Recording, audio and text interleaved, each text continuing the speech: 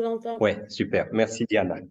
Bueno, entonces, muy bienvenidos a todos y todas y bienvenido desde luego a Rolando de la Guardia Wald, que nos hace el honor de su presencia desde Panamá, con las ventajas de la videoconferencia, mejor dicho.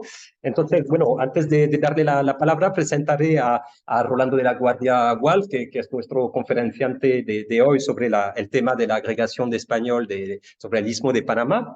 Bien, Rolando de la Guardia Wald es profesor de historia en dos instituciones de enseñanza superior en Panamá, la Florida State University en su campus de Panamá y la Universidad de Panamá, Universidad Nacional, por lo tanto, que está en la ciudad capital.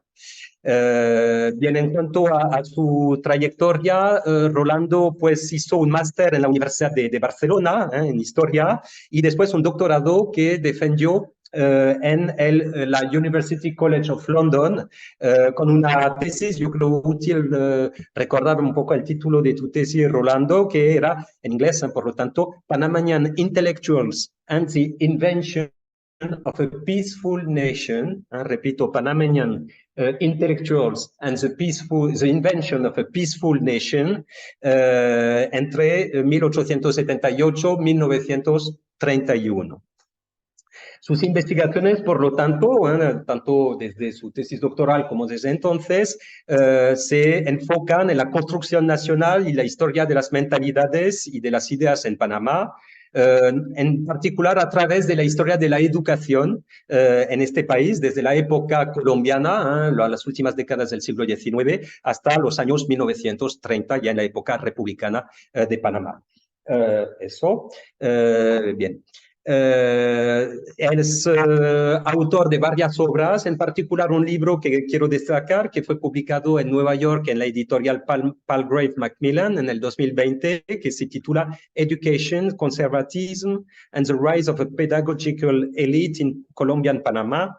Puedo traducirlo: Educación, Conservadurismo y el auge de una élite pedagógica en Panamá en la época colombiana, 1878-1903. Bien, entonces él a través de estos trabajos aborda, y yo creo que son temas que se van a reflejar en esta conferencia, espero Rolando me confirmes, aborda pues grandes corrientes que han forjado, han diseñado los discursos o han inspirado, mejor dicho, los discursos y representaciones de las élites panameñas durante décadas, entre ellas pues el cosmopolitismo, el internacionalismo o el pacifismo, y que en particular también se han nutrido de influencias de modelos extranjeros, tanto norteamericanos como europeos. Añado que Rolando está trabajando de manera más reciente sobre las circulaciones tanto de estos modelos de pensamiento, también de modelos pedagógicos a nivel del Caribe. Son perspectivas muy interesantes que se sitúan en historia transnacional, historia global, en particular en países que recibieron la influencia de Estados Unidos, o sea, Cuba, Puerto Rico, Panamá, desde luego. Y actualmente estás trabajando también en un tema, un proyecto que se titula La ciencia francesa en Panamá, conocimiento, identidad y republicanismo en la era del canal francés, que como saben corresponde a los años 1876 hasta fines del siglo XIX, principios del XX, y que le permitió estar invitado en nuestro centro de investigación en el 2022, en el CRIMIC, por lo tanto, y que va a dar lugar a una obra colectiva en la que participa, lo digo para nuestros estudiantes y quienes estaban la semana pasada, Samuel Poyar, quien nos dio su conferencia la semana pasada, pues participará en esta obra colectiva coordinada por Rolando de la Guardia. Se ha dicho de paso, la conferencia de Samuel Poyar, lo divulgué por correo, está disponible en la página web del CRIMIC o en la página del CRIMIC en YouTube, donde pueden ver esta conferencia de la semana pasada y también la de Rolando con su amable aceptación, pues está grabada y por lo tanto la pondré a la brevedad en línea. Lo mismo pasará con la conferencia que yo daré con la profesora Arter la semana próxima en el Institut des Amériques, también por videoconferencia, y allí en este caso pues es la propia institución de Institut des Amériques la que facilitará el enlace para ver la conferencia a posteriori, en replay. Bien, entonces, hoy, Rolando, te voy a dejar la palabra. La conferencia que presentas, pues tienen ahí el título, las desilusiones de una mente internacional, cosmopolitismo, panamericanismo y nacionalismo en Panamá, 1936. Entonces, tenemos a múltiples presentes en la sala, a los que de nuevo doy la bienvenida y te doy la palabra, pues Rolando, ya es toda tuya. Bueno, muchas gracias, David, por toda esa introducción tan detallada y halagüeña. Estoy muy entusiasmado de presentar y bueno, buenos días para algunos, supongo, y buenas tardes para otros. Voy a empezar directamente con la charla porque tengo bastante que decir, tengo muchas láminas y pienso que el tiempo apremia, ¿no?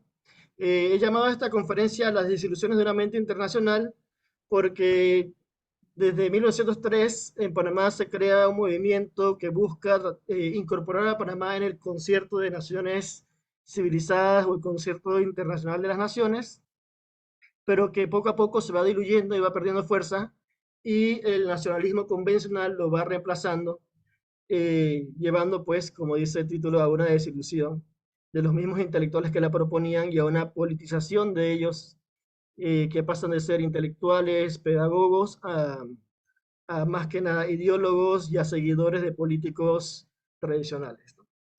Así que bueno, entre los discursos internacionalistas que había o que dominaban, pues estaba el cosmopolitismo, el panamericanismo y en contraste con ello estaba el nacionalismo, ¿no? El nacionalismo convencional como lo entendemos nosotros. A ver si puedo pasar de página, no puedo pasar de página. Ok. Antes de que nada, quiero hablar un poquito sobre el internacionalismo, un poquito de teorías para que sepan por dónde voy, ¿no? Una de las fuentes que me ha influido mucho ha sido el libro del japonés Akira Irije, que publicó un libro llamado Cultural Internationalism and World Order, que se traduce Internacionalismo Cultural y Orden Mundial. Y en esa obra él contrapone... Perdón, Sí, dígame. Rolando, Sí. dame un segundo. Espera, Rolando, con mi parte, no sé si tú tienes conexión fluida, aquí no parece, entonces, por lo tanto, bueno, ya he cambiado de conexión. Dicen, sí, puede que, ok, dicen los compañeros que sí funciona bien. Yo creo que es mi recepción, por lo tanto. Ahora he cambiado, espero que funcione mejor, ¿no? Adelante, por favor, gracias. Ok, muy bien. Bueno, hablaba de que Akira Irije contrapone dos movimientos, ¿no? El de los realistas, que piensan que el internacionalismo es utópico y que no se puede realizar, y los idealistas, que son los que promueven la idea de que el internacionalismo puede llevar a realmente establecer un nuevo orden mundial pacifista. Él habla de tres etapas del surgimiento de este internacionalismo. La primera es cuando el derecho internacional tiene auge a principios en el siglo XVIII, después la cooperación entre comerciantes los lleva a deducir que es importante que haya cooperación internacional y promover el internacionalismo. Y finalmente él habla del internacionalismo cultural, que es la idea de que a través de la cultura y el intercambio cultural se puede unificar a la humanidad. Y de esa manera conseguir pues una especie de paz perpetua, como diría Kant, ¿no? Pero los realistas estarían en desacuerdo. Desde mi punto de vista, hago una paráfrasis de Anthony Smith, ¿no? Cuando él habla de nacionalismo cívico y nacionalismo étnico, pues yo utilizo la palabra de internacionalismo cívico e internacionalismo étnico. El cívico se concentra en el respeto al derecho internacional, a las organizaciones internacionales, ¿no? Y se basa en la idea de que todos los seres humanos tenemos un conjunto de valores cívicos similares que nos pueden llevar a crear esta comunidad internacional homogénea, equitativa, egalitaria. Y está el internacionalismo étnico que se concentra en buscar grupos que tienen afinidades étnicas o culturales, el lenguaje, la raza, la religión, la historia en común, para crear movimientos que defiendan a esos grupos y a esos derechos de esos grupos. Sin embargo, quiero aclarar que el internacionalismo cívico no excluye al étnico. A veces se combinan y puede ser que en algún momento alguno sea más dominante en el discurso que otro, pero usualmente se pueden encontrar que están combinados. Ahora paso a esta lámina que tiene bastantes palabras, pero son mis argumentos que vienen precisamente de la tesis de los intelectuales panameños y la invención de una nación pacífica. Y lo que intento decir aquí es que después de 1903, cuando Panamá se independiza de Colombia, los constructores de la nación panameña tratan de justificar la independencia, primero que todo, eh, en dos sentidos. Una, diciendo que Colombia es un país violento y Panamá es un país pacífico, ¿no? Y en ese sentido, pues es una nación ordenada, internacionalista, no como Colombia, ¿no? Y por lo tanto merece estar dentro del concierto de naciones civilizadas. Además de que el hecho de que la idea de que la construcción del canal iba a llevar a Panamá a materializar el supuesto destino de convertirse en un emporio comercial y también un emporio diplomático, ¿no? Porque por mucho que la historiografía panameña se concentre en la parte comercial, también había una búsqueda de transformar a Panamá en un centro de diplomacia. Eh, para ellos era muy importante definitivamente tener este discurso de que Panamá pertenecía a estas naciones civilizadas porque los ponía como una nación moderna, ¿no? Que era pues eh, la meta final de las naciones en la época final del siglo XIX y principios del siglo XX, ¿no? Eh, Sin embargo, tenían que tener cuidado en su discurso, ¿no? O sea, muchos querían ser universalistas o cosmopolitas y otros querían controlar o limitar ese internacionalismo de tal manera que no se perdiese la identidad ni la soberanía.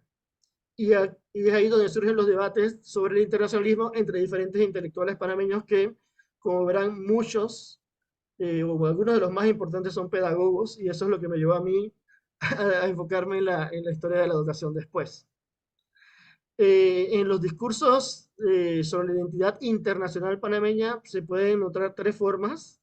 Está la universalista o cosmopolita, la panamericana, que pues trata de conciliar el hecho de ser hispano con estar aliados con los Estados Unidos, y la hispanoamericana, que se puede dividir en varias partes, ¿no? En subhispanoamericanismos, ¿no? Como la parte que defiende lo español, lo hispano en per se, lo que busca la combinación entre lo hispano y lo americano, lo mestizo y también la indigenista, que en cierta forma es contradictorio a lo hispanoamericano en cierta forma, pero también sigue siendo algo que se encuentra como esencial dentro de muchos discursos nacionalistas latinoamericanos en general. Pero todas ellas implican tener una mente internacional. O sea, hay que tener la mente abierta para esta cooperación internacional, ya sea limitada o completamente amplia. Una cosa que quiero decir que todo esto no es un debate en abstracto, ¿no? Sino que está influido por eventos internacionales como la Primera Guerra Mundial y el periodo de posguerra, que llega, por ejemplo, a la creación de la Liga de Naciones, y también fenómenos nacionales como obviamente las imposiciones y el intervencionismo de los Estados Unidos, o la llegada de inmigración no deseada, que no solamente se refiere a los afrodescendientes, y que tiene un fenómeno muy parecido al que hay, por ejemplo, en Argentina, provoca un fenómeno muy parecido a lo que pasa en Argentina, pero también llegan socialistas y anarquistas europeos, muchos incluso que han pasado antes por Cuba, que también son inmigración no deseada. Y todo esto pues influye sobre qué tan internacional, los debates sobre qué tan internacional tiene que ser Panamá. Ahora lo que voy a hacer es una especie de combinación entre lo que, de una manera muy rápida, de eventos importantes en la historia de Panamá y cómo se combinan con las, o qué reacciones internacionalistas provocan entre los intelectuales, los políticos y en algunos casos, disculpen, en algunos casos los pedagogos. Ok, o sea, la República de Panamá se independiza de Colombia por varias razones, entre ellas las constantes guerras civiles y el rechazo del Tratado de Rangel, que era al final de cuentas muy parecido al que se terminó firmando, el Hey-Bono Barila, pero el rechazo pues provocó que tanto las élites panameñas como los Estados Unidos buscasen una forma de realmente llevar esa construcción cuanto antes. Y en esto influye el hecho de que Estados Unidos se ha estado expandiendo por el Caribe, ha extendido su esfera de influencia sobre, no solamente sobre Cuba y Puerto Rico, también sobre Haití y República Dominicana, sino también, después de la guerra contra España, a Filipinas, a Samoa Americana, a Guam, a Hawái. Entonces, definitivamente, pues están buscando crear este canal para poder conectar sus, sus dos espacios de influencia, ¿no? Eh, Así que bueno, Estados Unidos interviene en esta independencia, no solamente maniobrando política y económicamente, sino también utilizando su armada y su ejército para proteger a Panamá de una posible intento de recuperación de Colombia sobre el territorio panameño. Obviamente esto crea una idea de que los Estados Unidos y Panamá van a tener una relación simbiótica, que como veremos no funciona tan bien. Aquí podemos ver una imagen que es la que se utilizó para anunciar la conferencia y como pueden ver en la parte de arriba de la imagen dice es la visita de Roosevelt a Panamá y dice a Panamá a su mejor amigo, ¿no? Pensando que este Roosevelt y los presidentes de Estados Unidos y el gobierno de Estados Unidos va a siempre estar del lado de Panamá. Y claro, con el sueño de nuevo de que la construcción del canal de Panamá va a llevar a Panamá a ser parte de este concierto de naciones civilizadas. Pero desde 1903 se sientan las bases para que esta relación simbiótica realmente no funcione tan bien.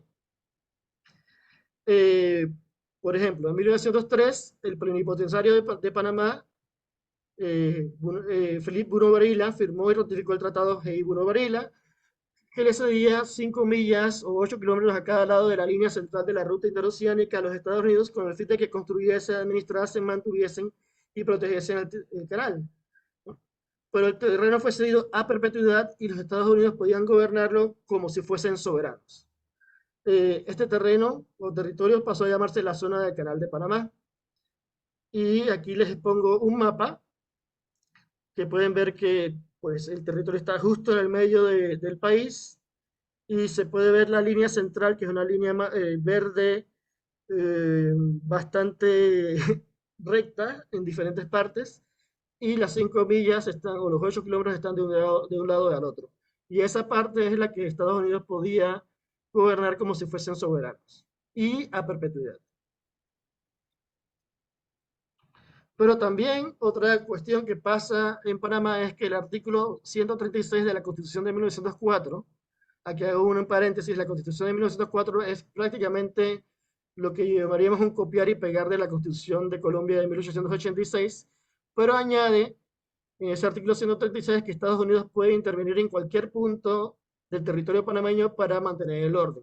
Esto es muy parecido a lo que pasa en Cuba con la enmienda Platt, ¿no? Que también Cuba cede el derecho a Estados Unidos a intervenir en cualquier punto de la isla para mantener el orden.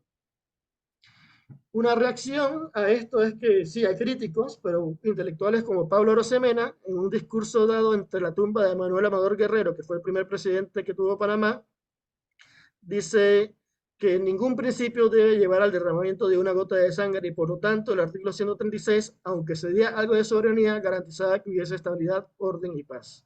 O sea que ceder un poco de soberanía le daba a Panamá la paz que necesitaba, que no había tenido durante la época de pertenencia a Colombia.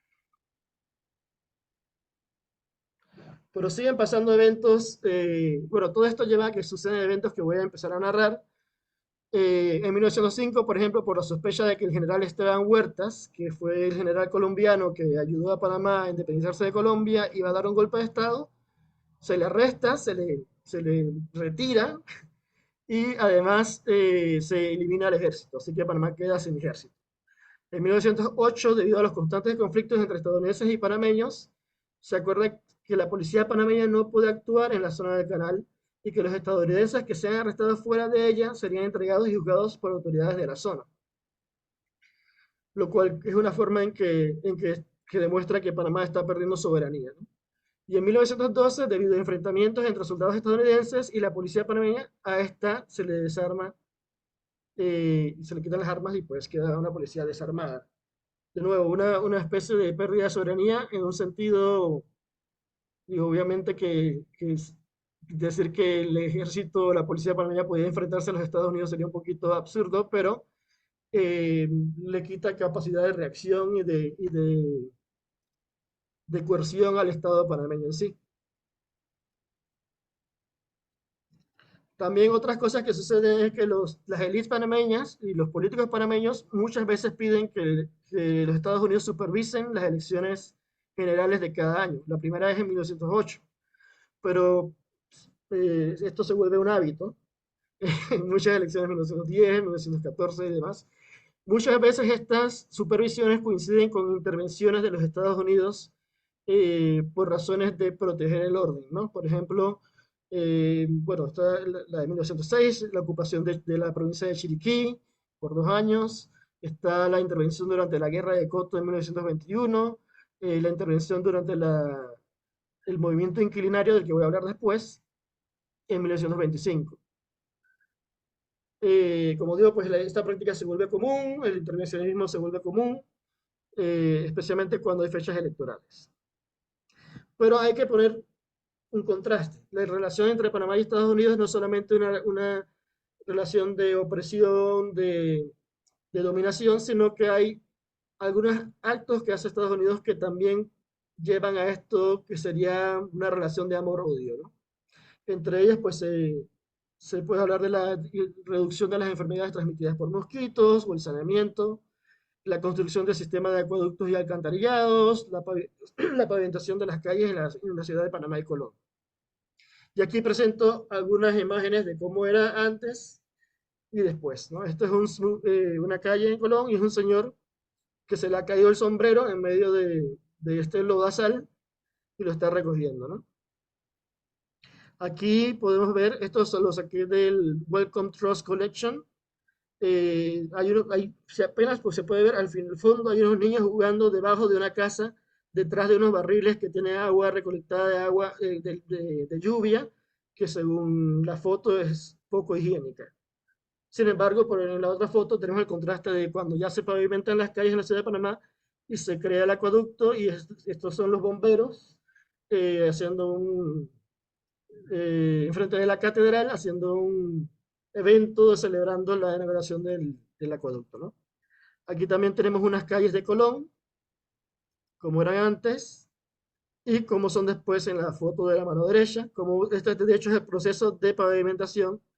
Y también podemos ver a un señor afroantillano fumigando para eliminar la transmisión de los mosquitos y otras alimañas, ¿no?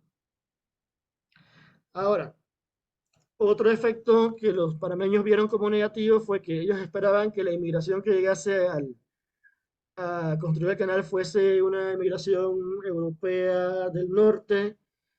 Ya habían tenido la experiencia con el canal francés de que eso no había sido, pero quizás pensaban que con los Estados Unidos esto iba a cambiar, pero igual llegaron muchas personas de las Antillas, especialmente de Barbados, no tanto de Jamaica como en la época del canal francés, y esto no solamente genera xenofobia, sino que exacerba la discriminación multidimensional y multidireccional. Y esto lo digo así porque no es solamente una discriminación hacia el afroantillano o hacia los europeos mediterráneos, sino que también va en la dirección contraria.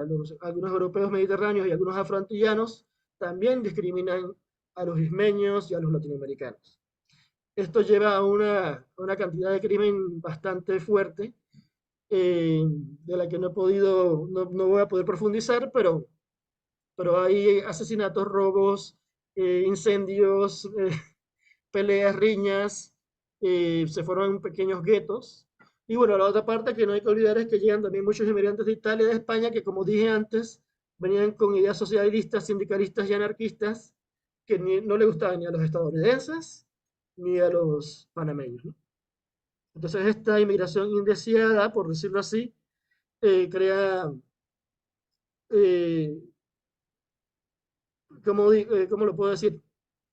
Influye sobre qué es lo que los panameños piensan del internacionalismo. ¿Qué tan internacional, qué tan abierta, qué tan promundo y beneficio debe ser Panamá para bienvenir a los Estados Unidos y a los inmigrantes, ¿no?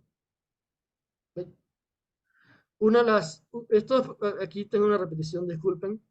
Eh, una de las cuestiones que pasa es que estos grupos italianos y españoles crean periódicos, uno se llamaba El Único, promoviendo ideas anarquistas y socialistas, pero los afrantillanos también crean sus propios periódicos, el más famoso es el Workman, ¿no? Que es el trabajador, ¿no? Que defiende los derechos de los trabajadores afrodescendientes en la zona del canal, tanto durante la construcción del canal como después.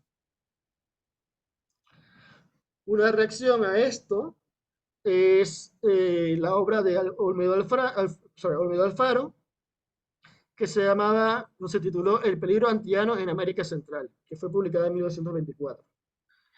En el texto, él prácticamente dice que los afrodescendientes de habla hispana eran superiores a los de habla inglesa porque eran más inteligentes y habían sido tratados mejor durante la época en que fueron esclavos, y que en cambio los que habían sido oprimidos por los británicos y por los estadounidenses habían sido muy maltratados y por lo tanto eran demasiado obedientes. Y eso los hacía una potencial punta de lanza para penetrar en la cultura panameña y en la cultura latinoamericana.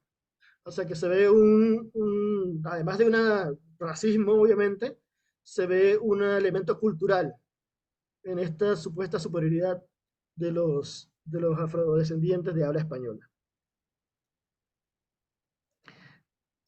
Bueno, continúo. Otro evento que marca este debate sobre el internacionalismo es la Primera Guerra Mundial, que opaca la inauguración del Canal de Panamá, obviamente, pero igual que en otras naciones de América Latina, bueno, perdón, Panamá se alía a Estados Unidos durante esta guerra, a pesar de que en teoría muchos intelectuales estaban en contra, pero la creación de la Liga de Naciones le dio esperanzas tanto a Panamá como a Cuba, a Haití, de que podían balancear el poder de los Estados Unidos en la región. Todo esto se va un poco al traste cuando la Liga de Naciones dice que ellos van a respetar la doctrina Monroe y además que Estados Unidos se sale de la Liga de Naciones, así que eh, no se puede hacer nada, ¿no? Pero bueno, esto está muy bien explicado en un libro que se llama Más allá de la geopolítica y habla de la participación de los países latinoamericanos en la Liga de Naciones, donde hay escritores estadounidenses, franceses, suizos que hablan de este periodo. Pero bueno, aquí quiero resaltar algunas de las ideas de cómo los panameños vieron a la Liga de Naciones como una institución que podía servirles para balancear la influencia de Estados Unidos, y es Eusebio Morales, un intelectual liberal, que escribió un artículo que se llama El Canal de Panamá y la Liga de Naciones en 1918 y propone que esta institución cree una especie de ejército que va a proteger y neutralizar el canal y la República de Panamá, y con eso evitaría el monopolio de los Estados Unidos sobre la vía transísmica. Pero obviamente, como digo, pues no llegó a materializarse. Sin embargo, sí se puede ver esa intención de tratar de utilizar el internacionalismo ah, para poner al margen a los Estados Unidos, en el caso de Panamá, por lo menos.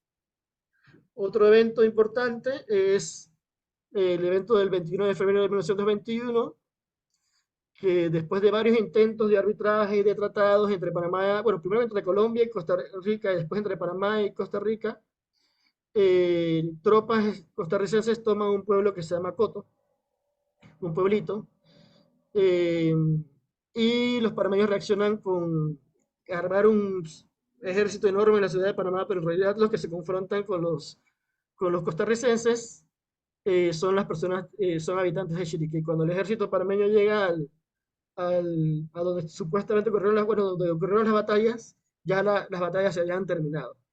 Y ya los costarricenses estaban penetrando Panamá por la provincia de Bocas del Toro, o sea, por el norte. Eh, e incluso ocupó la capital de la provincia de Bocas del Toro. Eh, Esto es interesante porque la United Fruit Company juega un papel muy interesante aquí. Ayuda tanto al ejército costarricense como al panameño. Pero, de todas formas, el 10 de marzo, los Estados Unidos coloca acorazados tanto en el Pacífico como en el Caribe y le dice a los dos países que tienen que retirar sus tropas. Y los dos países obedientemente lo hacen y la guerra pues dura 3 semanas. Así que la guerra de Coto pues es la única guerra en la que Panamá ha participado y duró 3 semanas. Sin embargo, a pesar de durar tan poco, Panamá y Costa Rica no restablecieron sus relaciones hasta 1927, o sea, 6 años. Y el tratado fronterizo no se firmó hasta 1941. Es importante mencionar que, hay que puse Panamá Banana en rojo, pero bueno, que muchas de estas guerras fronterizas en países centroamericanos tienen que ver con la injerencia de las compañías bananeras.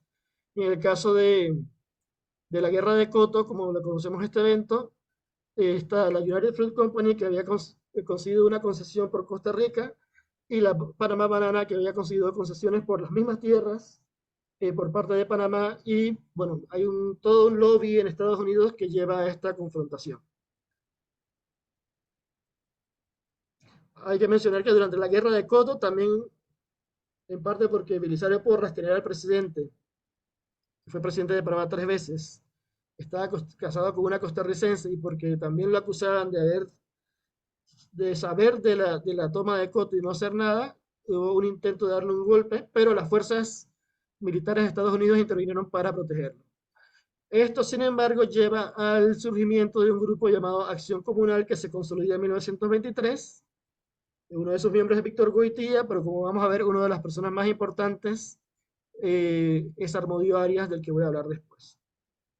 Y es un grupo que, para resumir por ahora, promueve mucho el hispanoamericanismo, se concentra en la recuperación de la soberanía en la zona del canal y muchos aspectos del internacionalismo que estaban proponiendo los otros intelectuales empieza a ser sublimado. En 1925, después, hay dos revoluciones, la revolución de Tules en Gunayala, ¿no? Y también la propuesta del movimiento inclinario. Aquí podemos ver una foto de los soldados. El movimiento inclinario es una protesta por los costos de la vivienda, ¿no? Y hay una gran protesta y los soldados de los Estados Unidos intervienen y como pueden ver en esta foto hasta acampan en la Plaza de la Independencia o la Plaza de la Catedral.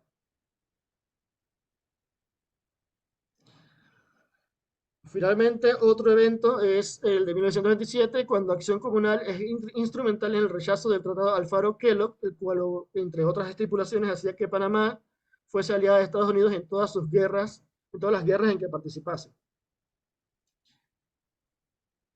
Al mismo tiempo, debido a la política del buen vecino, o bueno, más o menos simultáneamente, debido a la política del buen vecino, los Estados Unidos empiezan a dejar de intervenir no solamente en Panamá, sino en casi toda América Latina, y lo que empieza es a apoyar a las policías y a las guardias nacionales. Y así surgen personas como Anastasio Somoza en Nicaragua, Trujillo en República Dominicana, Gerardo Machado y Fulgencio Batista en Cuba.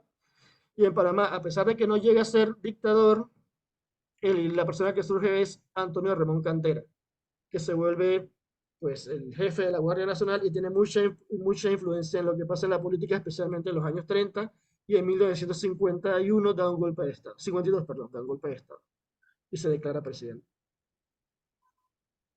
Pero bueno, volviendo con Acción Comunal y Armodio Arias, pues, ay, aquí tengo una que nació en Penonomé, se me quedó esta frasecita aquí en español inglés. Obtuvo una beca para estudiar Derecho en la Universidad de Cambridge y consiguió un doctorado en Derecho Internacional de la London School of Economics y Political Science. Su tesis, que se llamó The Panama Canal, a Study in Diplomacy, que se publicó en 1911, arguía en favor de la neutralidad y la neutralización de Panamá y del canal de Panamá por una fuerza internacional. O sea que las ideas que Eusebio Morales propone en 1918 ya estaban siendo establecidas por Armódigo Arias en 1911.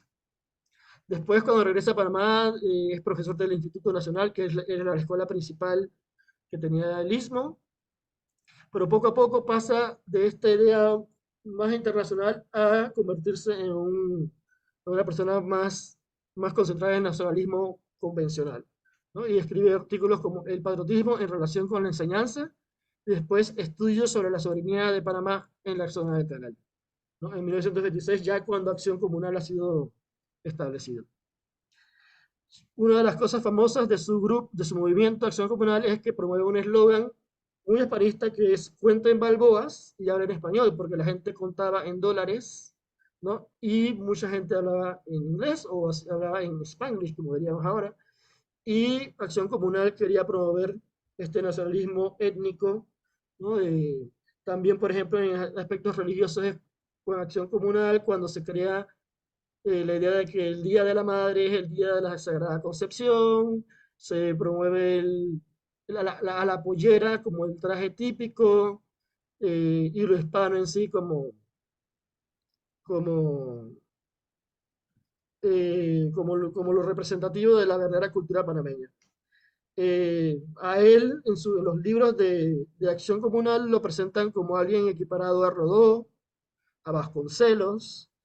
Así que, bueno, se puede ver esta idea relacionada con el hispanismo, el hispanoamericanismo, pero en el caso de Armódigo Arias, después de su hermano, se vuelve mucho más fuerte.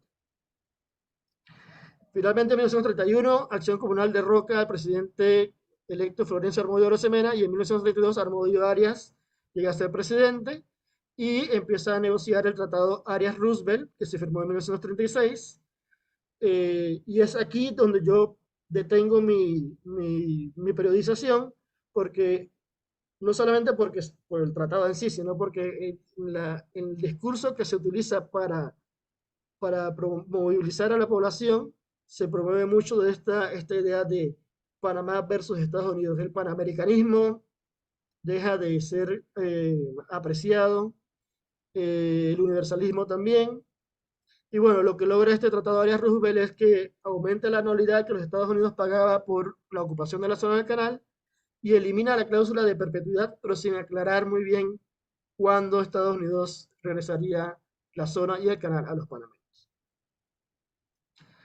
Ahora paso pues a la parte del pensamiento internacionalista. Y bueno, para mí la persona que quizás más representa el universalismo y el cosmopolitismo panameño es Jephthah Duncan, o Jephthah Duncan, que nació en un pueblo llamado Las Cascadas, tenía un padre estadounidense que se llama Basil Duncan y una madre panameña de apellido Guillén, que era de hecho la tía de Florencio Armodio Arosemena, el que fue derrocado por Acción Comunal.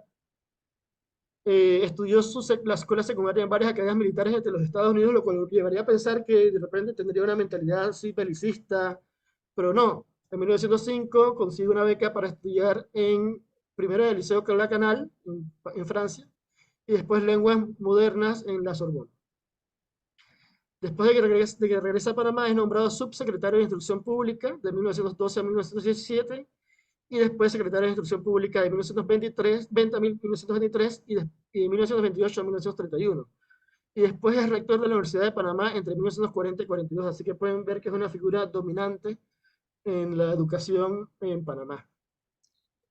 Y aquí pongo una de las frases, que es de donde saco la idea de mente internacional, ¿no?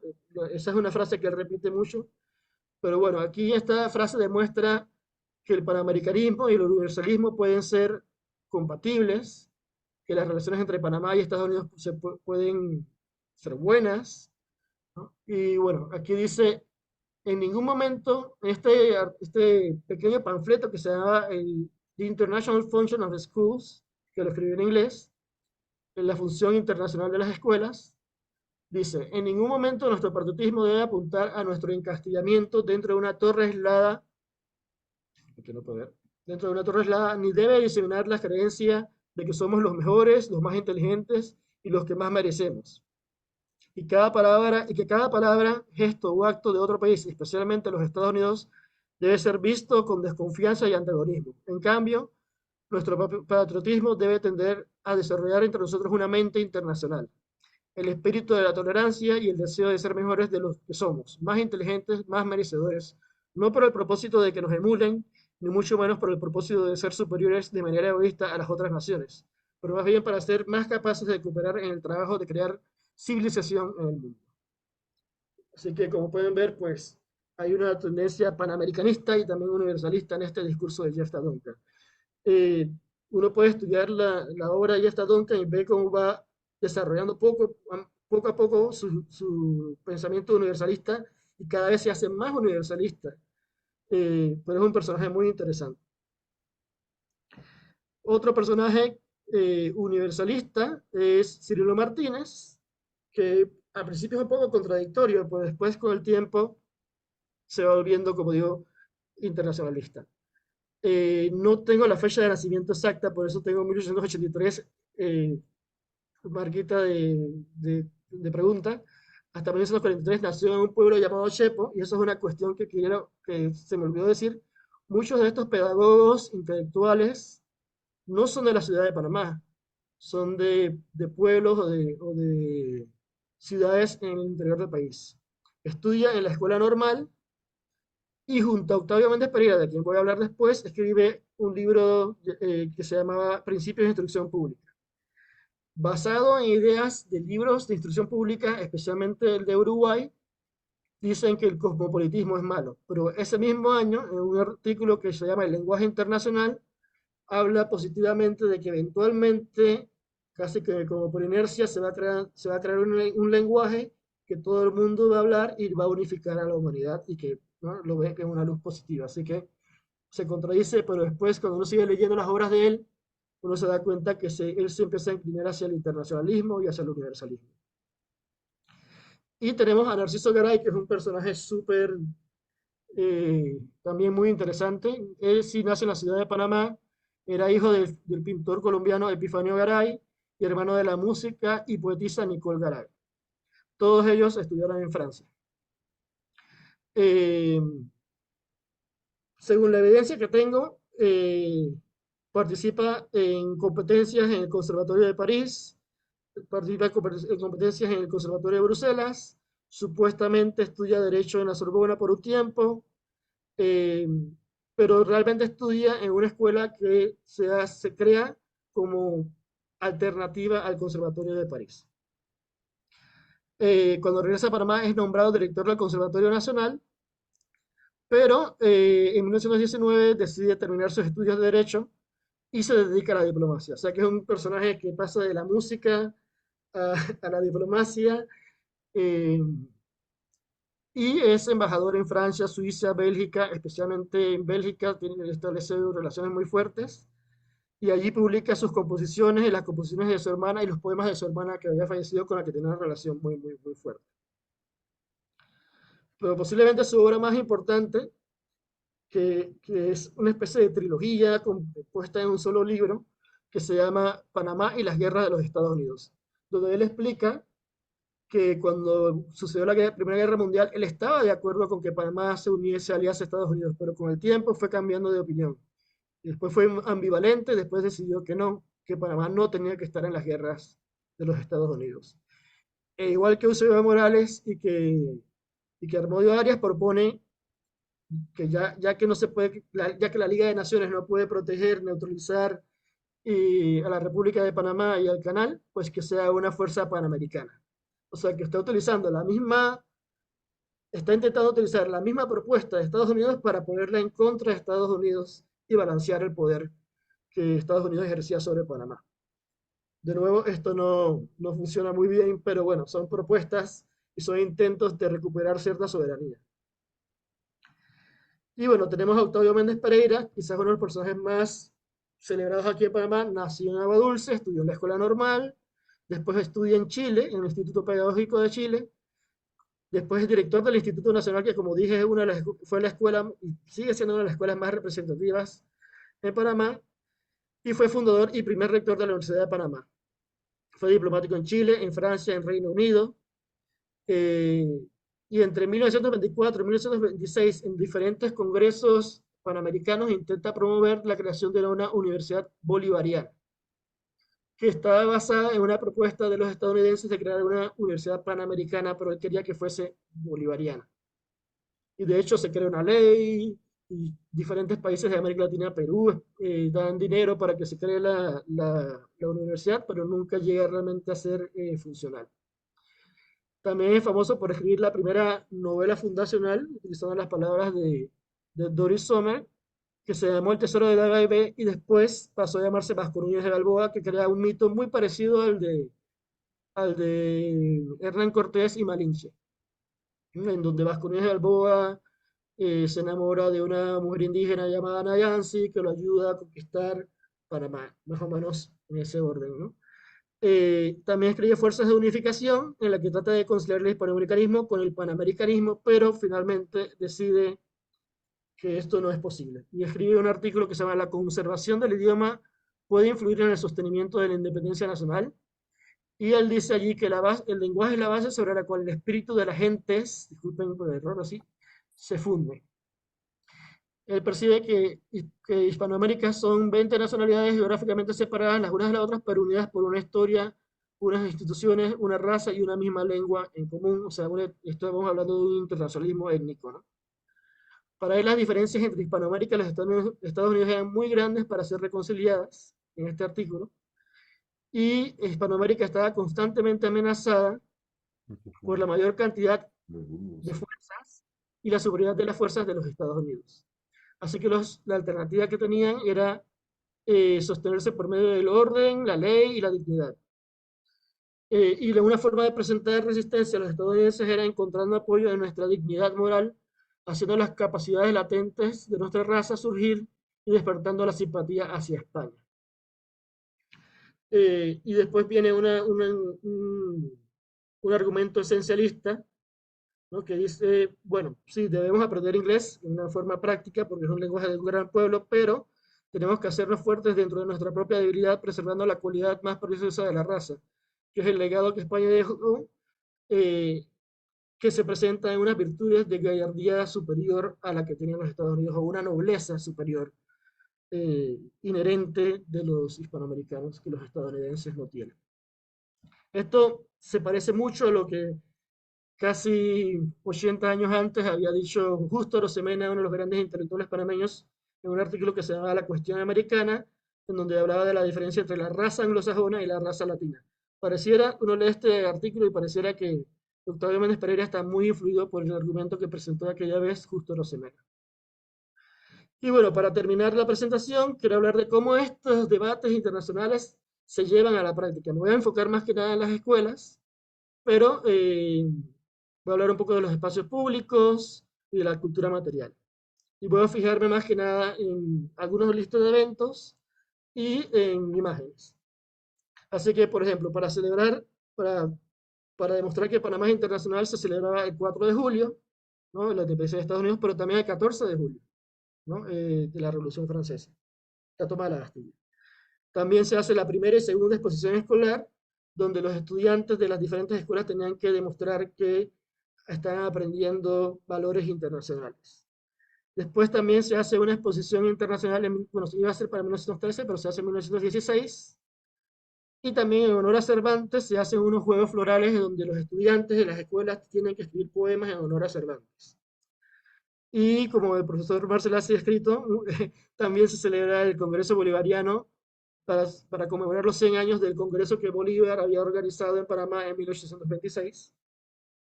Eh, Tratando pues de presentar a Panamá como ese centro de diplomacia. Aquí, sin embargo, es interesante el mapa de la exposición de 1916, porque pueden ver que el punto D, quizás está muy chiquito, pero el mapa de la D es donde deben estar el pabellón, tanto de Estados Unidos como de España. Y justo enfrente hay una plaza que hoy se llama la Plaza Porras, pero en ese entonces se llamó la Plaza Cervantes. O sea que ahí hay una mezcla, un discurso simbólico en que se puede decir que Panamá está tratando de promover su hispanismo y su apego a los Estados Unidos también, ¿no? Y bueno, Otras imágenes pues están en los espacios públicos como la estatua de Balboa que representa representando el descubrimiento del Mar del Sur, que es la supuesta vocación internacional de Panamá, y también la estatua de Bolívar, que tiene la particularidad de ser, hasta donde yo sé, la única estatua en que Bolívar sale vestido de civil. Eh, Tratando de enseñar que para Panamá lo que valía era el Bolívar pensador, el Bolívar estadista, que de hecho hay discursos de Pablo Arosemena y José Lorenzo Moscote celebrando a Bolívar como estadista, como pedagogo incluso en algunos casos. También en la cultura material, ¿no? En las monedas que celebran a Balboa o las estampillas que celebran a Balboa, ¿no?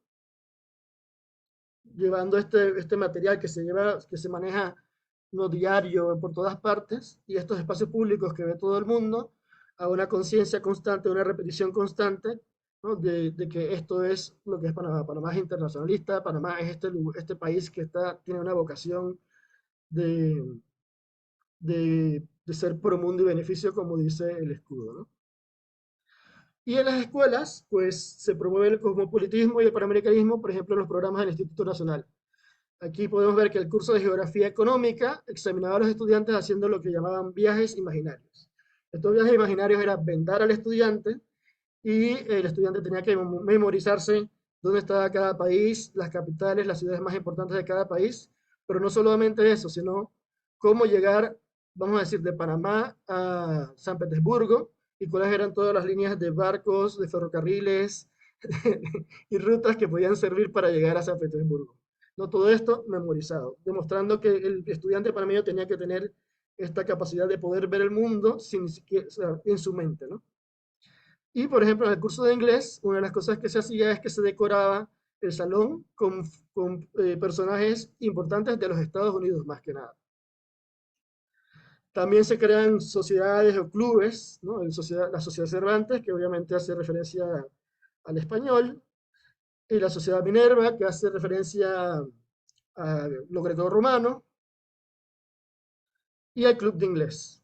Aquí resalto que en las fotos aparece mi abuelo, que es la única persona que no está mirando de frente. Pero bueno,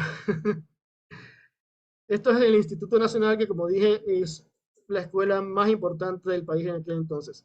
Una cuestión importante a señalar es que por mucho tiempo se creó la idea de que el Instituto Nacional era una escuela solamente de la élite blanca, pero como podemos ver, aquí hay múltiples estudiantes de todo tipo de etnias y razas.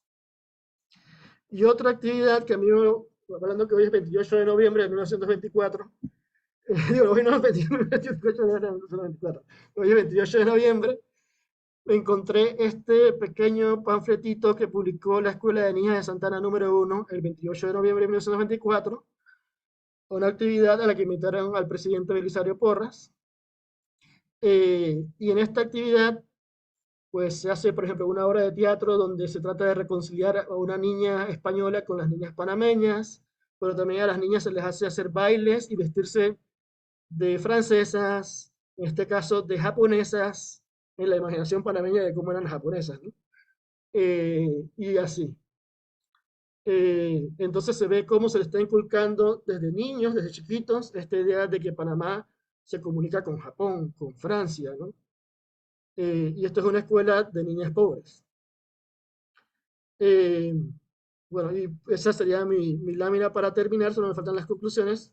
Quiero resaltar que el 28 de noviembre también fue el día que se me otorgó el doctorado, ¿no? Y que el 28 de noviembre es el día de la independencia de Panamá de España, así que es un día importante para mí y por eso quise terminar con esta lámina. Entonces, bueno, para ya cerrar, para mí el surgimiento de Acción Comunal hizo que el pensamiento o el discurso hispanoamericanista radical se pasase a ser dominante. Se hizo mucho hincapié en la cultura hispana, en la religión, en el lenguaje, en la raza.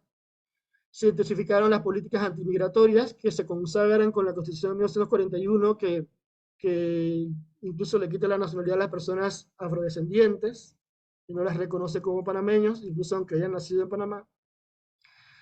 Se deja de ver a Panamá como una nación verdaderamente cosmopolita. Sí, se habla como que Panamá es el centro del mundo, pero no hay un discurso que lo soporte, no hay una política que lo apoye realmente, ¿no?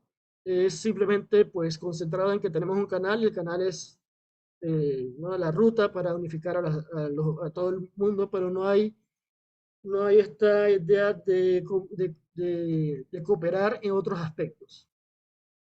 Así que ese nacionalismo internacionalista que promovía Jeff Duncan deja de existir, bueno, se abandona y se pasa a un nacionalismo convencional concentrado exclusivamente en la soberanía sobre la zona del canal y sobre el canal.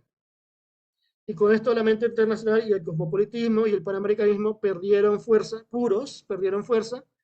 y llevaron a muchos intelectuales, incluyendo a Jeff Duncan y a su colega José Daniel Crespo y a Octavio Méndez Pereira, y además a aliarse con los políticos en vez de mantenerse como intelectuales, eh, vamos a decir, independientes hasta cierto punto. Y con esto terminó mi charla.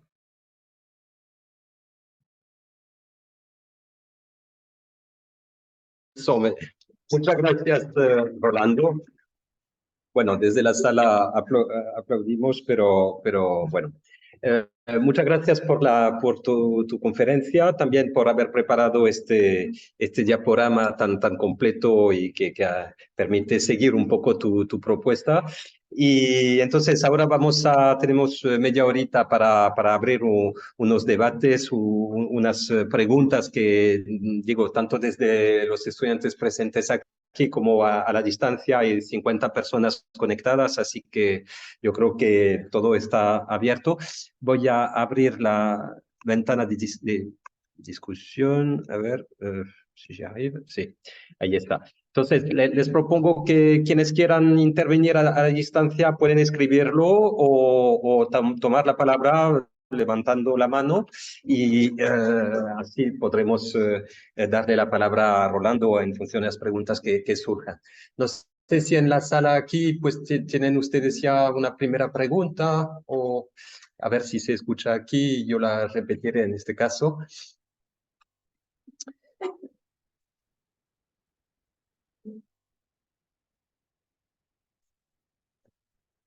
No, de momento.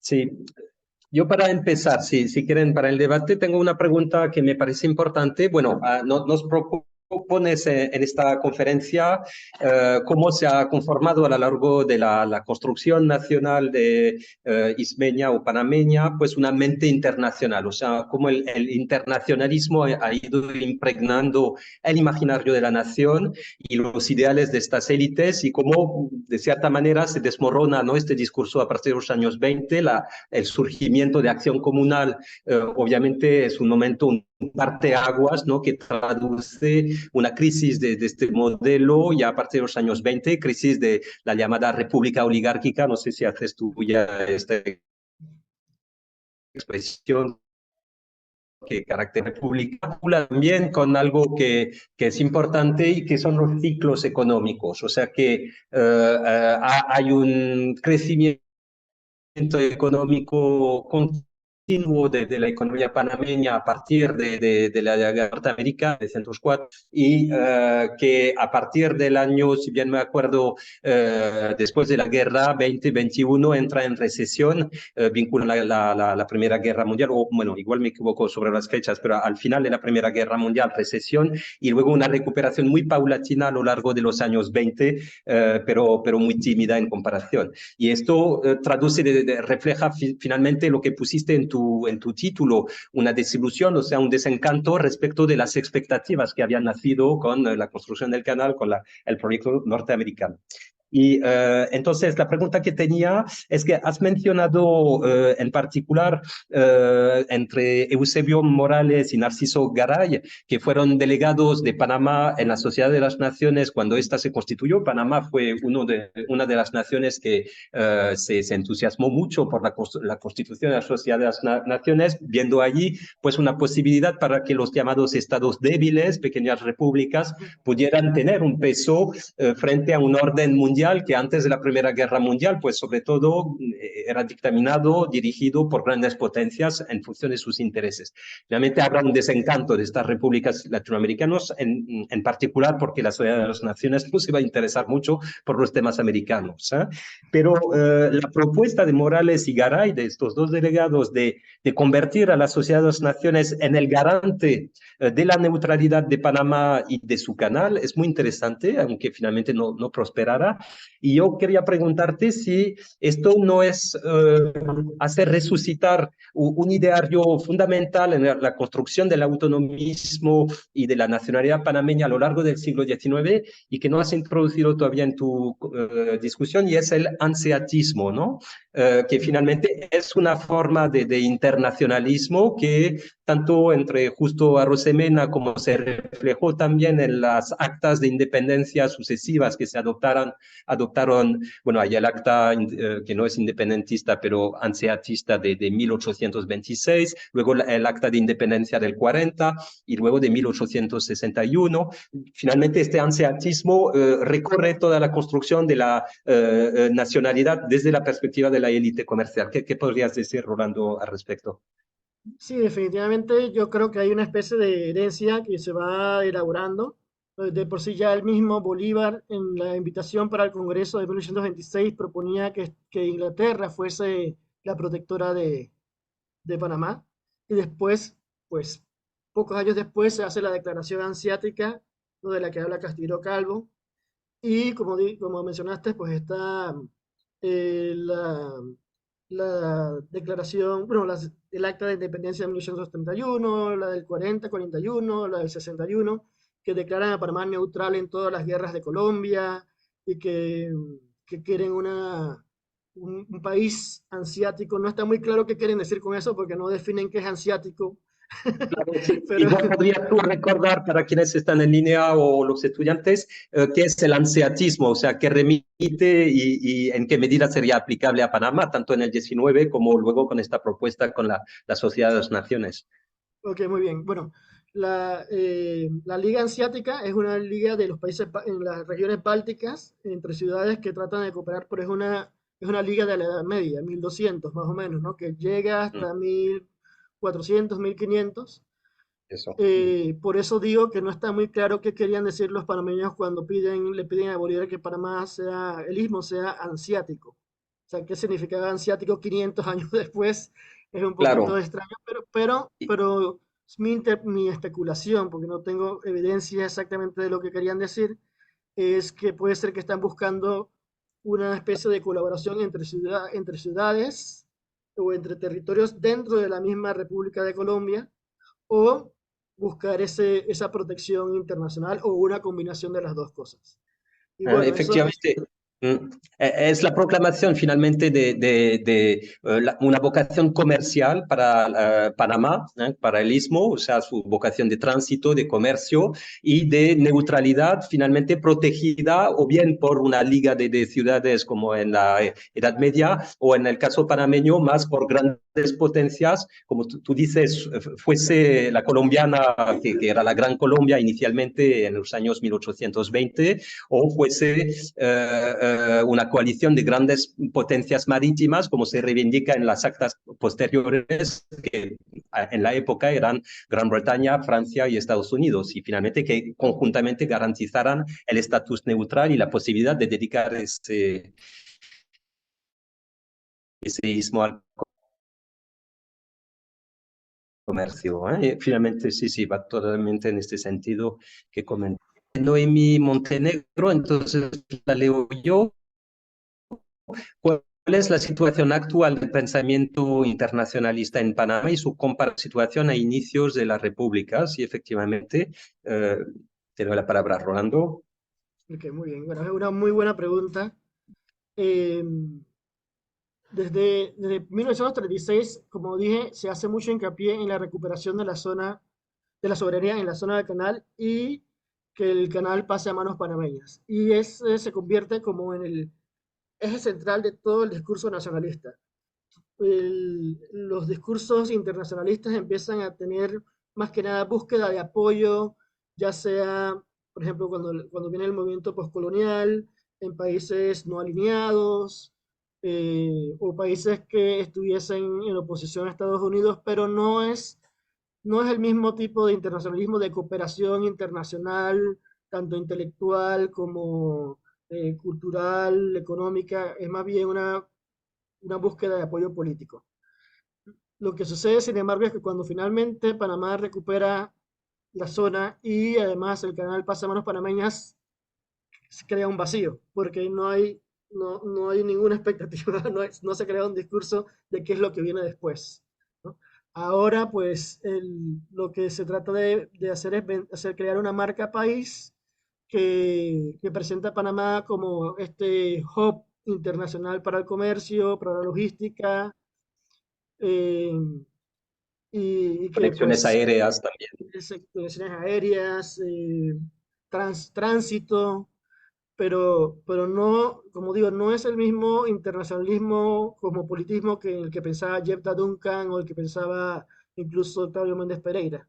No es no es esta creación de una familia de países que tienen algo en común o de estos valores cívicos en común y la búsqueda de la unificación de la humanidad, sino es más bien una cuestión de tratar de vender a Panamá como país y lograr pues, atraer inversión, utilizar las ventajas comparativas, eh, y eso es lo que más o menos se podría decir que es el internacionalismo panameño hoy por hoy, pero como digo, no es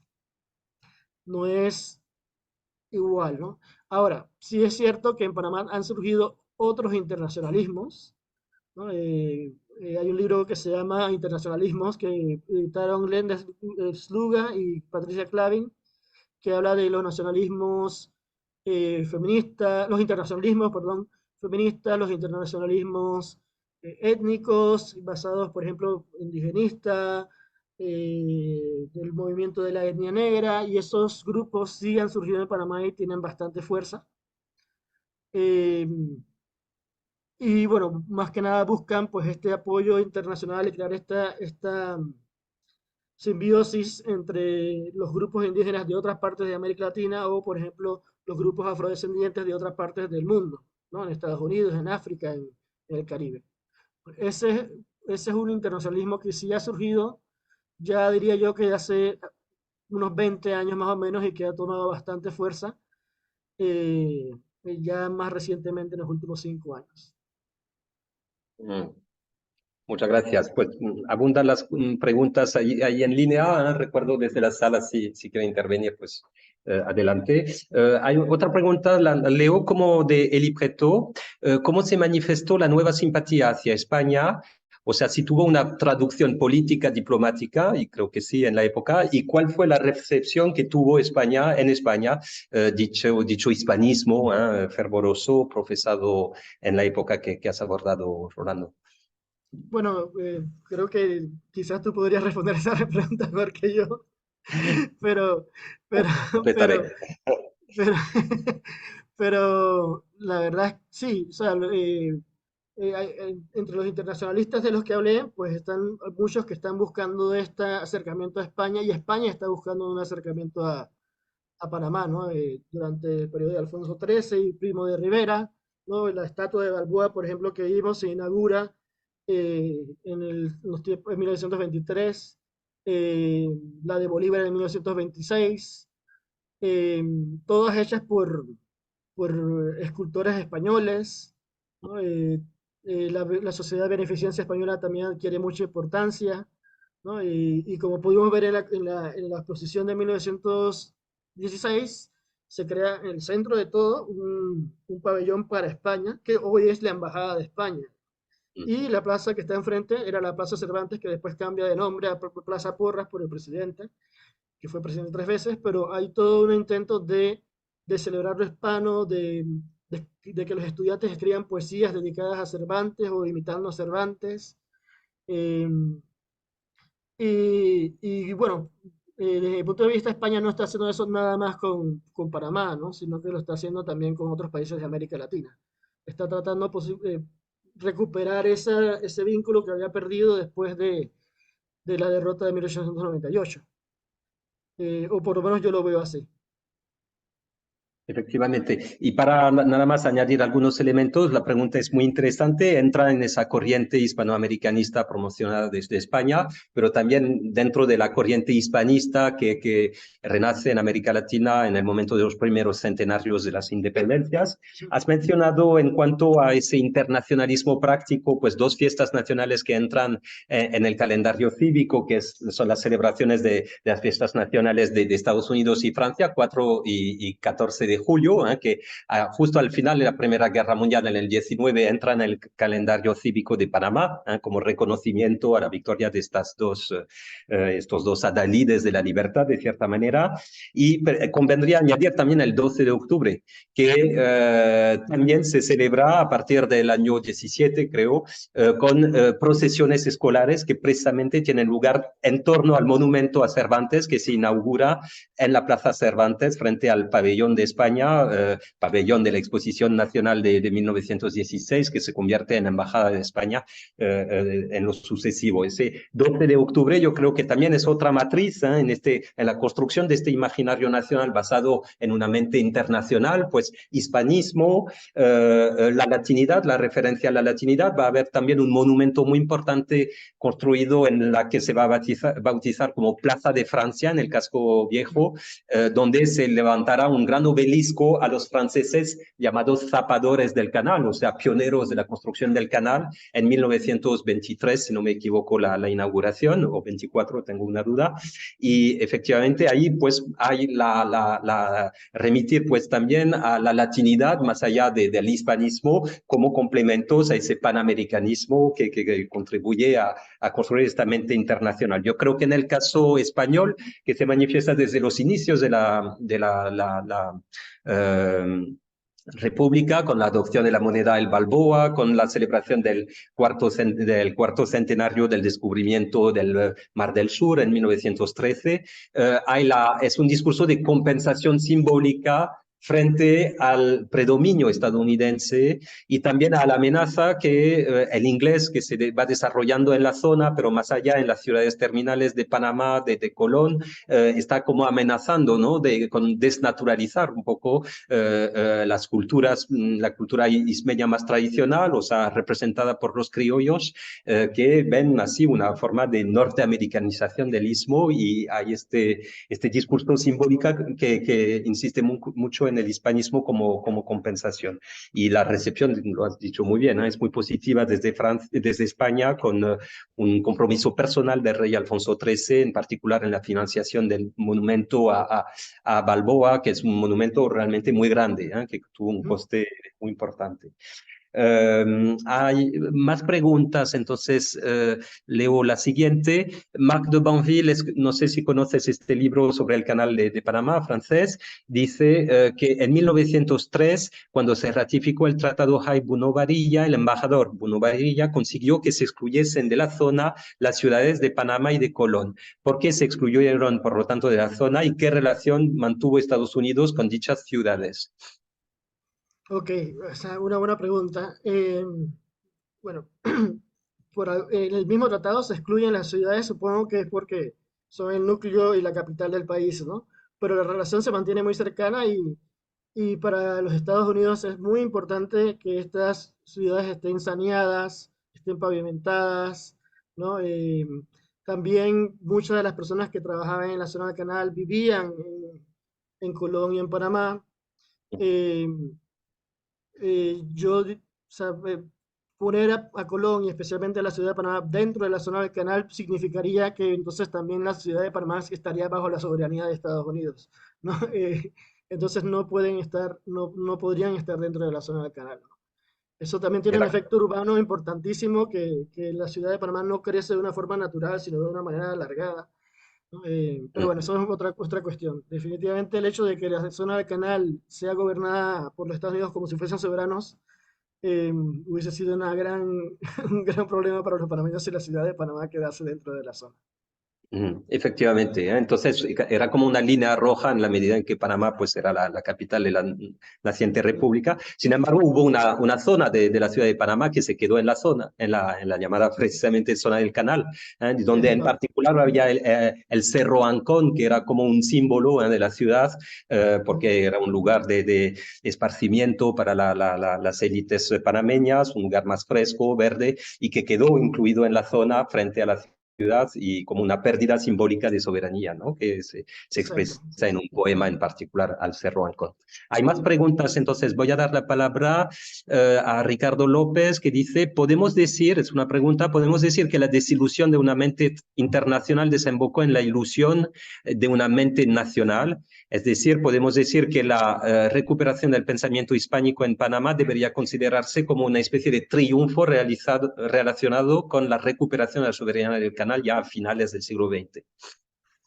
Bueno, definitivamente que se refuerza una de las tantas posibles versiones de la identidad nacional, ¿no? Pero esa defensa del hispanismo también implica la exclusión, por ejemplo, de ciertos grupos indígenas. No, nada más para dar un ejemplo sobre la cultura material, la declaración de la pollera como traje nacional excluye todos los otros trajes que se producen en Panamá, ¿no? Eh, lo de la religión también, ¿no? Entonces, la celebración del hispanismo excluye. Así que, sí, o sea, el discurso hispanista, hispanoamericanista, eh, se refuerza, retrae ciertos los valores que supuestamente son naturales, inherentes de lo panameño, pero ya Panamá no es igual, ¿no? Entonces, promover ese tipo de discurso también, pues, lleva a lo que hablé antes, ¿no? De la exclusión de los afrodescendientes, ¿no? De la gente asiática, de los turcos y demás, ¿no? Especialmente en los años 30 y 40. Eh, no es un discurso muy integrador, por lo menos en los años 30 40, ¿no? Así que yo no sé si lo podría llamar un triunfo, ¿no?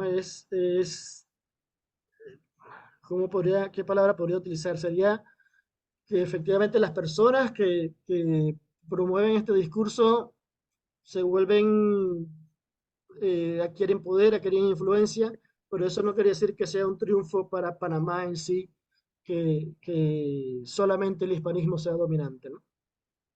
Mm. Especialmente si queremos hablar de una nación cosmopolita, que supuestamente desde uno de sus eslóganes, puente del mundo, corazón del universo, promundo y beneficio, y todo este tipo de ideales que se creían crear, ¿no? Sí, y al respecto hay algo que has introducido en dos momentos de tu exposición y es la referencia a lo bolivariano, a la raíz bolivariana. Y yo creo que esta apelación a lo hispanoamericano, representado por la herencia de Bolívar, no es solo una manera para Panamá de afirmarse como sexta república bolivariana, o sea, de afirmar su identidad hispanoamericana y de un legado prestigioso, nada menos que el libertador, sino también finalmente situar su internacionalismo por oposición, poniendo de relieve un panamericanismo actualizado, que respete la soberanía panameña, a diferencia del panamericanismo dominado por Washington, que representado un poco por el monroísmo. Y es interesante que coincidieran ambos centenarios. 1923 es el centenario de la doctrina de Monroe, que en su momento no era agresivo para las repúblicas hispanoamericanas, pero que con el tiempo se fue convirtiendo o por lo menos percibiendo en América Latina como un instrumento unilateral de dominación sobre el resto del continente de parte de Estados Unidos, y el centenario del Congreso de Bolívar, que dio lugar a posteriori a ese imaginario bolivariano, ese bolivarianismo que tiende a una unidad de las repúblicas hispanoamericanas en un sentido bastante antiimperialista, pero ya no orientado hacia España, sino contra la dominación de Estados Unidos. Y en este sentido yo creo que el bolivarismo que aparece en 1926 con ese centenario organizado en la República, pues es revelador. Sí, Hay definitivamente. preguntas, ¿sí? De Marie Lecouvé, nuestra colega de Nanterre. Dos preguntas. Se refieren los autores idealistas al racismo que has mencionado para condenarlo, eso es muy interesante, creo yo, y esta distinción entre afrodescendientes hispanos y afrodescendientes anglosajones o anglófonos, ¿es general o no? Bueno, en el caso de Jephthah Duncan, de Cirilo Martínez, no he encontrado referencias a un racismo o una discriminación por cuestiones étnicas, pero sí se nota más, como pudimos ver bueno, Olmedo Alfaro, en Octavio Méndez Pereira, ¿no? Donde sí se ve esta idea de que lo hispano, si bien no es superior en lo material, es superior en lo espiritual, en lo cultural, ¿no?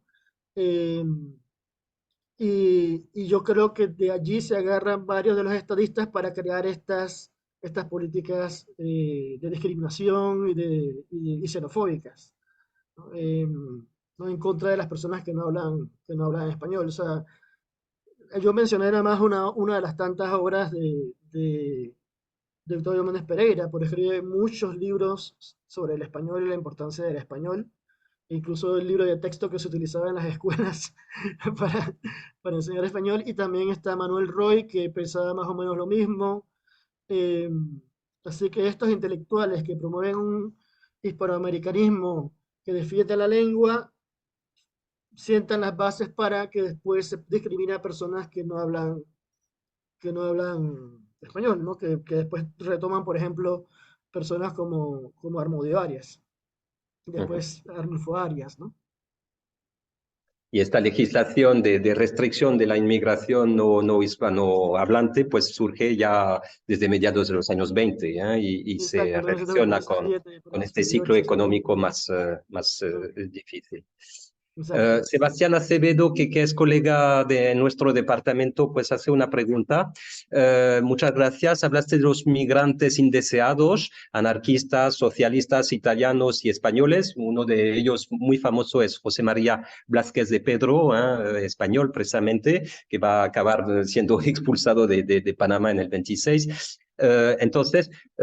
O en el 25, de hecho, un poco también pasó lo mismo en Argentina, dice, pero existió en Panamá como en Argentina y otras naciones latinoamericanas un proyecto previo de blanqueamiento y europeización de la nación, facilitando, y creando condiciones favorables para la migración europea. ¿Qué dirías, Rolando?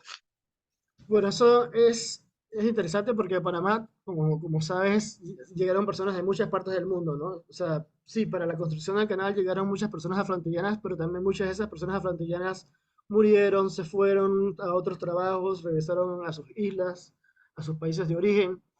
Eh, y sí, aquí en Panamá hubo un intento especialmente de llevar europeos a la provincia de Chiriquí, ¿no? Donde, bueno, por ejemplo, parte de mi familia para allá llegan inmigrantes alemanes, franceses, eh, pero no se vuelve un movimiento masivo como pasa en Argentina o en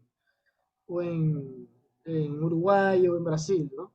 No tiene el impacto que tiene en estos otros países más grandes, pero es una política que de hecho también se intenta hacer en Colombia y tampoco tiene mucho éxito ya desde el siglo XIX, y se intenta hacer en Costa Rica y tampoco tiene tanto éxito. O sea, sí llega gente de diferentes partes del mundo, pero no en esos números tan grandes, ¿no? Sin embargo, hay una cuestión que sí es comparable y es que en Argentina los intelectuales ven esta inmigración como mala inmigración, ¿no? Eso lo explica Miquela Coleta en un libro que se llama Modernidad Decadente, pero lo han dicho otras personas antes también. Aquí pues sucede que es con la inmigración afroantillana, con la inmigración asiática y también con la inmigración turca, que después se empieza a subdividir en turca, libanesa y siria, ¿no? Eh, pero prácticamente pues el- ese rechazo se dirige a diferentes grupos, no tanto a los españoles o a los italianos. Acá en Palma se dirige hacia los afrodescendientes y a los asiáticos. pero es un fenómeno similar que Patricia Pisurno explica muy bien en este libro del miedo a la modernidad, ¿no? Eh, y De también Patricia Pisorno, ¿no? exacto, Sí, y el de el Imaginarios miedo de a la Rasta, modernidad. Perdón. exacto. Ujú. Así Bien. que, Sí, sí, no, no, no, nada más para resumir, pues sí hay se puede hacer un estudio comparativo de este rechazo a la inmigración, pero son inmigraciones de orígenes geográficos diferentes. Eh, sí llegan personas de España, llegan personas de Francia, llegan personas de Alemania, pero no son tantas como en proporción como las personas afrodescendientes del Caribe especialmente. de luego, sí, sí, sí. Bueno, hay una última pregunta en línea y yo además creo que cierra bien un poco el debate que hemos tenido de Georgina a Redondo. Me gustaría saber su opinión sobre si la construcción identitaria de Panamá está unida intrínsecamente a la construcción del canal o si el canal es solo un elemento importante, ciertamente, pero independiente de la construcción identitaria del país. Ok, eso es una pregunta muy interesante. En mi trabajo de tesis doctoral, yo lo que me fui poco a poco dando cuenta es que la construcción de la identidad nacional y del Estado-nación panameño está enfocada no solamente en el canal y en el desarrollo y la construcción del canal, sino que se trata también de desarrollar la agricultura, la cultura, la diplomacia. Se invierte muchísimo en educación, de todo, educación moral, educación religiosa, educación científica. eh, o sea que se trata de hacer como una especie de construcción de una identidad y de una nación con conocimientos íntegros, ¿no? Más completos. Pero desde 1931, ahí es donde termina mi tesis, no en 1936, se ve que se empieza a olvidar el interior, se empieza a olvidar la educación cívica, se empieza a olvidar bueno, la educación cívica en ese sentido cosmopolita, eh, se, el desarrollo del conocimiento científico y la cooperación internacional científica también se va abandonando y se va concentrando en este tema del canal, ¿no? Y entonces la identidad nacional panameña pasa a ser prácticamente el núcleo o sea, la recuperación de la zona y la soberanía se vuelve el núcleo de esa identidad nacional. Y por eso hay una especie de crisis ya en 1999 que cuando se recupera, ¿no?, el canal, eh, ese centro, ese elemento intrínseco en que se refiere a la pregunta, desaparece. Y ahora, ¿qué es lo que nutre nuestra identidad? ¿No? Ya, Mm. No, efectivamente, yo creo que esta lucha por la recuperación de la zona, del canal, la desmilitarización también de la zona fue fundamental en la vertebración, ¿no? De la sociedad, en sus luchas colectivas y luego se quedó, como dices, huérfana, de este combate, quizá perdiendo un elemento fundamental en la cohesión. Bueno, ya llega la hora, además hay otra clase después que llega al aula, entonces no podemos prolongar, pero yo creo que las múltiples preguntas que se han hecho en línea pues atestiguan el gran interés que ha suscitado tu conferencia, Rolando. Entonces te dedicamos pues un gran aplauso y agradecimiento por el esfuerzo realizado, adaptarte también a las expectativas de la agregación, que para un historiador extranjero no siempre es tan fácil saber un poco en qué consiste la oposición en Francia. Muchas gracias.